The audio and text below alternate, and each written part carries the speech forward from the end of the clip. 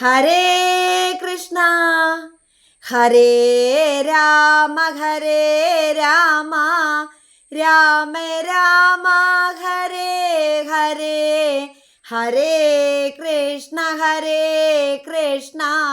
കൃഷ്ണ കൃഷ്ണ ഹരേ ഹരേ ഹരേ കൃഷ്ണ. എല്ലാവർക്കും ഹൃദയം നിറഞ്ഞ സ്വാഗതം ആശംസിച്ചു കൊള്ളുന്നു.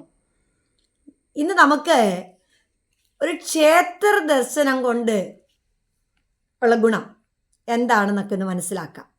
പ്രധാനമായിട്ട് നമ്മൾ പറയാൻ പോകുന്നത് ഒരു വ്യക്തിക്ക് സമാധാനം കിട്ടുന്ന ഒരിടം എവിടെ എന്നുള്ളതാണ്.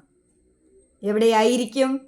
ഏത് വിശ്വാസികളായാലും ശരി, അവർക്ക് അവരുടെ ആരാധനാലയങ്ങളിൽ ക്ഷേത്രങ്ങളിൽ ചെല്ലുമ്പോഴാണ് അവർക്ക് ഏറ്റവും കൂടുതൽ മനസ്സമാധാനം കിട്ടുന്നത്, അല്ലേ? എല്ലാവർക്കും അങ്ങനെയല്ലേ? അല്ലെങ്കിൽ പല പല ടെൻഷനാണ്, പല പല തിരക്കുകളാണ് എല്ലാവരുടെയും ജീവിതത്തിൽ. പല തരത്തിലുള്ള ആ തിരക്കുകൾക്കിടയിൽ സ്വസ്ഥമായിട്ട് സമാധാനത്തോടെ ഒരു ക്ഷേത്രത്തിൽ പോയാൽ അവർക്ക് നന്നായിട്ട് ആ ഭഗവാനെ ഒന്ന് തൊഴാൻ സാധിക്കും. എല്ലാ ടെൻഷനും മറക്കുന്നു. നമ്മൾ പറയാറില്ലേ, കേട്ടിട്ടില്ലേ, ഗുരുവായൂരപ്പൻ്റെ അടുക്കൽ മനസ്സിന് താങ്ങാൻ വയ്യാത്ത ദുഃഖഭാരങ്ങളുമായിട്ട് ഗുരുവായൂരപ്പനെ കാണാനായിട്ട് പോയിട്ടുള്ളവർക്ക് ഒരു വാക്കുപോലും ഭഗവാനോട് പറയാൻ പറ്റില്ല. അതാണ് ഭഗവാൻ. ഭഗവാൻ അങ്ങനെ പുഞ്ചിരിച്ചുകൊണ്ട് നിൽക്കുകയാണ്. അതിൻ്റെ മുന്നിൽ നമ്മുടെ ദുഃഖങ്ങളൊന്നുമേ ദുഃഖങ്ങളേ അല്ല, നമുക്കുള്ള പ്രശ്നങ്ങളൊന്നും അവിടെ പ്രശ്നങ്ങളേ അല്ല. അതാണ് ക്ഷേത്രത്തിൻ്റെ മഹത്വം. നമ്മുടെ ദേവനോ ദേവിയോ ആരായാലും ശരി, ആ ക്ഷേത്രത്തിലേക്ക് ഭഗവാനെ, ദേവനായാലും ദേവിയായാലും, നമ്മൾ ആ ക്ഷേത്രത്തിലേക്ക് ചെന്ന് ആ ചെല്ലുമ്പോൾ തന്നെ ആ ക്ഷേത്രത്തിലുണ്ടാവുന്ന പോസിറ്റീവ് എനർജി നമ്മളിലേക്ക് കിട്ടുമെന്നുള്ളതാണ്. എല്ലാവരും പാദരക്ഷകളൊക്കെ ഉപയോഗിക്കേണ്ടടുത്ത് നിന്ന് പാദരക്ഷകൾ ഉപേക്ഷിക്കുന്നു. പിന്നീട് ചില ക്ഷേത്രങ്ങളിൽ ചെന്നാൽ പാദം ഒന്ന് വെള്ളത്തിൽ മുക്കാനായിട്ടും അതുപോലെ ജലം ശരീരത്തിലേക്ക് കുടയാനൊക്കെയുള്ള സൗകര്യങ്ങളുണ്ട്. ചിലയിടത്ത് പൈപ്പ് സൗകര്യം വെച്ചിട്ടുണ്ട്. അങ്ങനെ ദേഹം ശുദ്ധീകരിച്ച്, നമ്മൾ വീട്ടുകളിൽ നിന്ന് പോകുമ്പോൾ എല്ലാവരും ശുദ്ധരായിട്ടാണ് പോവുക. പിന്നീട് യാത്രകളൊക്കെ കഴിഞ്ഞ് പോവല്ലേ, അപ്പോൾ അവിടെ ചെന്ന് ക്ഷേത്രത്തിൽ ചെന്ന് നമ്മളൊന്ന് ശുദ്ധീകരിക്കുന്നു.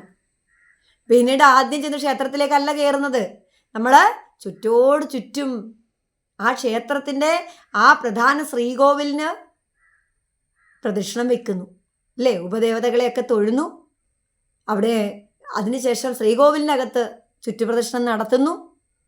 ഇതെല്ലാം തന്നെ നമ്മുടെ ശാരീരികമായിട്ടും മാനസികമായിട്ടുമുള്ള ഒരു ആരോഗ്യത്തിൻ്റെ ഒരു ഉത്തമമായ ഒരു തെളിവാണത്. പിന്നീടാണ് നമ്മൾ ദേവനെ അല്ലെങ്കിൽ ദേവിയെ തൊഴുന്നത്. ആ സമയത്ത് നമുക്ക് കിട്ടുന്ന ആ സന്തോഷം, അതും ഭഗവാനെ കാണുക എന്ന് പറയുന്നത് തന്നെ ആനന്ദദായകമാണ്. അപ്പോൾ ഭഗവാനെ ഒന്ന് കാണുമ്പോൾ തന്നെ എല്ലാവരുടെയും ഹൃദയങ്ങൾ സന്തോഷത്തിലാണ്. അവിടെ യാതൊരു വിധമായ വിദ്വേഷങ്ങളോ വിരോധങ്ങളോ ഒന്നുമേയില്ല. നമുക്ക് ആരോടെങ്കിലുമുള്ള വിരോധം മനസ്സിൽ സൂക്ഷിച്ചുകൊണ്ട് ഭഗവാനെ തൊഴാൻ സാധിക്കുമോ? സാധിക്കില്ല. ആ സമയത്ത് അത് ചിന്ത വന്നു പോയെങ്കിൽ പിന്നീട് ആ ഈശ്വര പ്രാർത്ഥന കൊണ്ട് യാതൊരു പ്രയോജനവുമില്ല.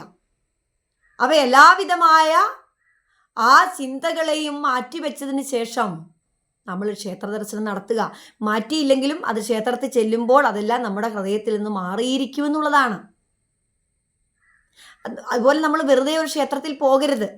ക്ഷേത്രത്തിലേക്ക് പോകുമ്പോൾ അവിടെ ദേവന് അല്ലെങ്കിൽ ദേവിക്ക് ആവശ്യമായിട്ടുള്ള എണ്ണയാവാം, അല്ലെങ്കിൽ 1 രൂപ നാണയമാകാം, അല്ലെങ്കിൽ ഒരു സാമ്പ്രാണിയാകാം, അല്ലെങ്കിൽ ഒരു കർപ്പൂരമാകാം, അല്ലേ?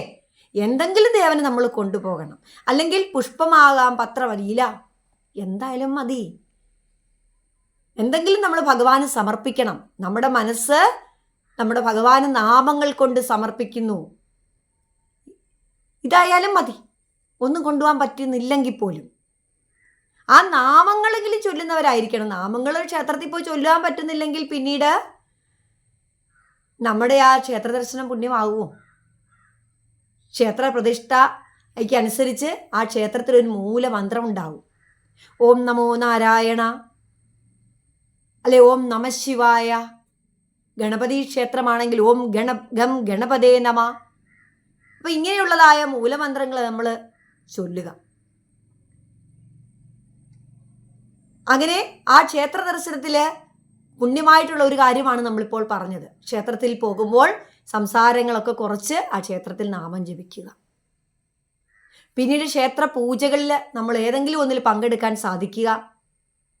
അല്ലെങ്കിൽ അവിടുത്തെ ശ്രീവേലിയിലോ അല്ലെങ്കിൽ ദീപാരാധനയിലോ ഏതെങ്കിലും നമുക്ക് ഏതാണോ സാധ്യമാകുന്നത് ആ പൂജയിൽ നമ്മൾ പങ്കുചേരണം. ആഴ്ചയിൽ ഒരിക്കൽ നമ്മൾ ക്ഷേത്ര ദർശനം കുടുംബാംഗങ്ങളോടൊത്താകണം. അത് നമ്മുടെ ഒരു കടമയാവണം, കർത്തവ്യമാകണം. നമ്മുടെ ഒരു കുടുംബത്തിൻ്റെ സന്തോഷവും ഐക്യതയും ഒക്കെ ഉണ്ടാവുന്നത് ആ ഒരു ക്ഷേത്ര ദർശനം കൊണ്ടാണ്. അപ്പം ആഴ്ചയിൽ ഒരിക്കൽ മതി. കുട്ടികൾക്കും കൂടെ അവധിയുള്ള ഒരു ദിവസമാവണം അത്. ആ ദിവസം നമ്മൾ എന്ത് ചെയ്യണം? എല്ലാവരും കൂടെ ക്ഷേത്രത്തിലേക്ക് പോവുക. ചെന്നു തൊഴുതു പെട്ടെന്ന് പോരുന്ന ഒരു രീതി ആവരുത്. ഈ പറഞ്ഞതുപോലെ വൈകുന്നേരത്താ പോകുന്നതെങ്കിൽ ആ ക്ഷേത്രത്തിലെ ദീപാരാധനയൊക്കെ കണ്ട് തൊഴുക. അല്ല, അത് കഴിഞ്ഞാൽ പോയെങ്കിൽ ശ്രീവേലിയിലൊക്കെ കയറി കണ്ട് തൊഴുക. അപ്പോൾ നമുക്ക് ഏതാണോ സാധ്യമാകുന്നത് അത് നമ്മൾ നമ്മുടെ തലമുറയ്ക്കും കൂടെ കാണിച്ചു കൊടുക്കണം. അങ്ങനെ കുട്ടികളെ ഈശ്വരവിശ്വാസമുള്ളവരാക്കി നമ്മൾ മാറ്റിയെടുക്കണം. ആ ക്ഷേത്രത്തിൻ്റെ പ്രാധാന്യം അല്ലെങ്കിൽ ക്ഷേത്ര വിശ്വാസങ്ങളുടെ ആ പ്രാധാന്യം ഇതൊക്കെ നമ്മുടെ കുട്ടികൾക്ക് പറഞ്ഞു കൊടുക്കുമ്പോൾ അവർ കൂടുതൽ അറിവുകൾ ശേഖരിക്കുന്നു. അതിനനുസരിച്ച് അവരുടെ ജീവിതത്തിലും അവരത് പ്രാവർത്തികമാക്കും. അങ്ങനെ നല്ല കുട്ടികളായിട്ട്, നല്ല സമൂഹമായിട്ട്, നല്ലൊരു കൂട്ടം കുട്ടികളുടെ സമൂഹമാക്കി മാറ്റുവാൻ നമുക്ക് സാധിക്കും. അങ്ങനെ കുട്ടികളുടെ ആ സ്വഭാവ രൂപീകരണം, എത്ര മോശമായ കുട്ടിയെപ്പോലും നമുക്ക് നന്നാക്കാൻ സാധിക്കുന്നത് ആ ഈശ്വര ചിന്തയിൽ കൂടാണ്, ഈശ്വര പ്രാർത്ഥന വഴിയാണ്. അപ്പം ക്ഷേത്രത്തിൻ്റെ എല്ലാവിധമായ ഗുണഗണങ്ങളും കുട്ടികൾക്ക് പറഞ്ഞു കൊടുക്കുവാൻ രക്ഷകർത്താക്കൾക്ക് സാധിക്കണം. ആ അറിവ് വഴി ആ കുട്ടികൾ ഓരോരുത്തരും പിന്നീട് ക്ഷേത്രത്തിൽ സ്വമേധയാ പോകുവാനും അതുപോലെ ക്ഷേത്രങ്ങളിലെ കാര്യങ്ങളിലൊക്കെ ഏർപ്പെടുവാനും അങ്ങനെ നല്ല നല്ല പ്രവർത്തികളിൽ കൂടി അവർ നല്ല വ്യക്തികളാക്കി മാറും എന്നുള്ളതാണ്. അപ്പോൾ ഒരു സമൂഹത്തിൽ കൂടെ അല്ലെങ്കിൽ ഒരു കുടുംബത്തിൽ കൂടെ ഒരു നല്ല സമൂഹത്തെ നമുക്ക് വാർത്തെടുക്കുവാനായിട്ട് സാധിക്കും ഒരു ക്ഷേത്ര ദർശനം കൊണ്ട്. ആ ക്ഷേത്രത്തിൻ്റെ മഹത്വങ്ങളൊക്കെ നമ്മൾ മനസ്സിലാക്കിയിരിക്കണം. ക്ഷേത്രം എന്ന് പറയുന്നത് നമുക്കറിയാം ഒരിക്കലും നശിക്കാത്തതാണ്. ക്ഷേത്രം നാശമില്ല. അതിനെയാണ് നമ്മൾ ക്ഷേത്രമെന്ന് വിളിക്കുന്നത്. അപ്പോൾ ആ ക്ഷേത്രത്തിലേക്ക് പോകുമ്പോൾ എല്ലാവരും ഈ പറഞ്ഞ കാര്യങ്ങളൊക്കെ ഒന്ന് ശ്രദ്ധിക്കുക. എല്ലാവരും ഈശ്വര വിചാരമുള്ളവരായിട്ട് തന്നെ മുന്നോട്ട് പോവുക. മാതാപിതാക്കൾ ഈശ്വര വിചാരമുള്ളവരാണെങ്കിൽ തീർച്ചയായും കുട്ടികളെയും ആ പാതയിലേക്ക് കൊണ്ടുവരണം. അത് നമ്മുടെ കർത്തവ്യമാണ്. അവരിതൊന്നും അറിയാത്തത് കൊണ്ടാണ് പല കുട്ടികളും ഇന്ന് പല ലഹരിയുടെ പിടിയിലേക്കും പോകുന്നത്. അവർക്ക് അറിവില്ലാത്തത് കൊണ്ടാണ്.